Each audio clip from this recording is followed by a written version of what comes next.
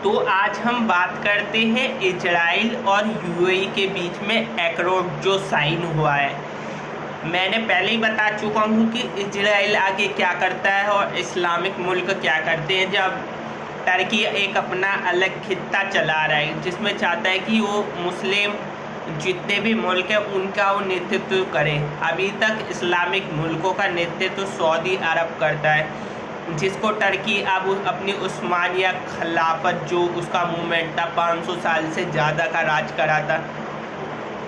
अब टर्की के एर्दोगन वही सपना देख रहे कि मैं नेक्स्ट खलीफा बन जाऊं और टर्की फिर से पूरे इस्लामिक मुल्कों का नेतृत्व कर पाए। लेकिन ऐसा होना बड़ा मुश्किल है क्योंकि सारे इस्लामिक मुल्क जितने भी मिडल ईस्ट की कंट्री है वह कभी आएंगे नहीं। और वो इस्लाम की बात करते हैं एर्दोगन, लेकिन उनके दम नहीं है चाइना के ऊपर बात करें, क्योंकि एक तरफ देखा जाए वो सेकुलर नेशन था जब तक टर्की तब तक आगे बढ़ रहा था। अभी तो उसकी इकोनॉमी खुद डाउन पे है, चाइना से पैसा लेता है, चाइना के शिनजियांग पे बात नहीं कर सकता। उसके दम नहीं है एर्दोगन के इतना कि वो जिनपिंग से बात कर सके।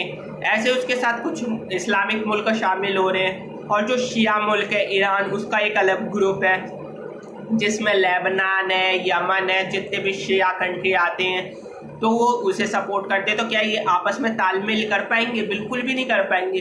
और जितने भी इस्लामिक मुल्क कश्मीर का इशू उठाते हैं आजकल, कश्मीर में जागती हो रही है इस्लाम, लेकिन ये ना बहुत झूठ फैलाते, प्रोपेगेंडा जिसे कहते हैं वो एक तरीके का फैलाते कि कश्मीर में ये हो रहा है वो हो रहा है।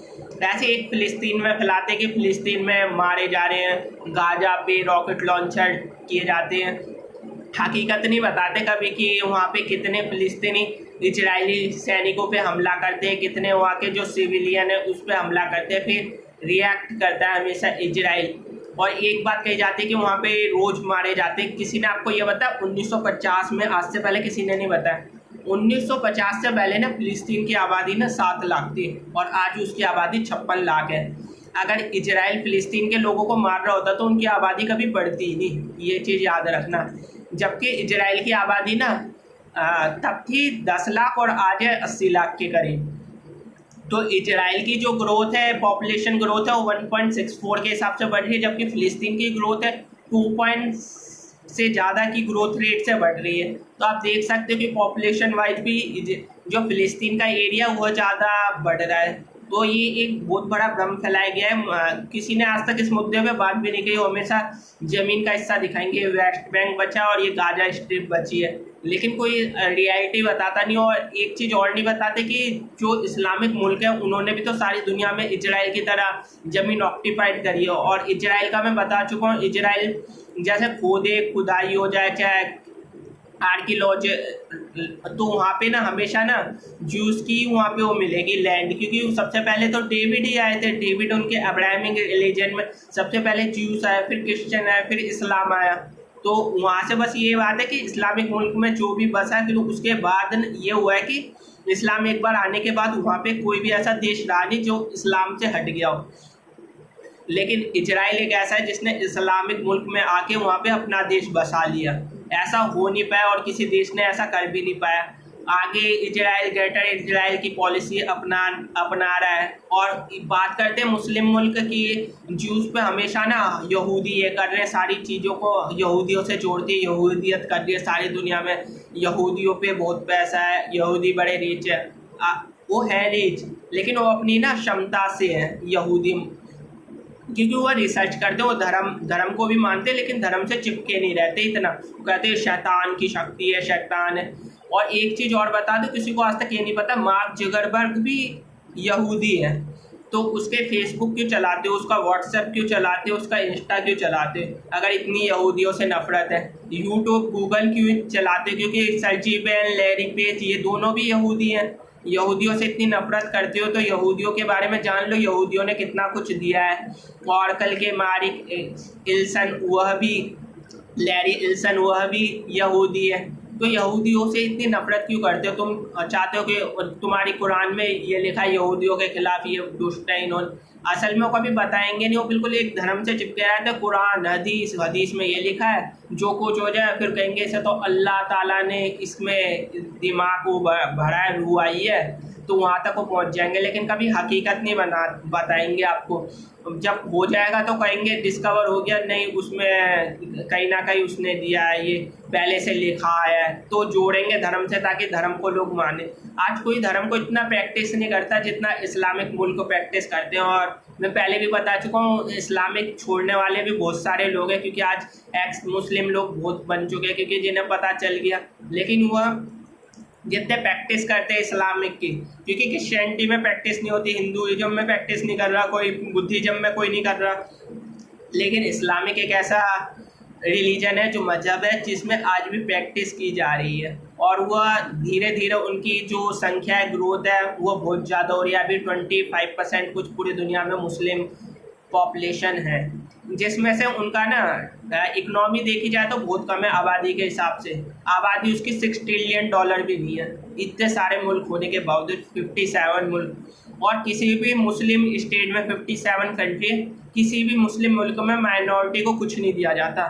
ये ध्यान से सुन ले लाइन, किसी भी मुस्लिम मुल्क में, चाहे इंडोनेशिया हो, मलेशिया हो, पाकिस्तान हो, सूडान हो, युगांडा हो, मिडल ईस्ट हो, किसी में भी माइनॉरिटी का कोई राइट नहीं मिलते। मतलब जैसे सुविधाएं यहाँ पे मिलती है इंडिया में, माइनॉरिटी को पैसे मिलते हैं, भत्ते मिलते हैं, और पढ़ाई में भी उसे एक रिजर्वेशन मिलता है, लेकिन और किसी मुस्लिम कंट्री में ऐसे नहीं मिलता।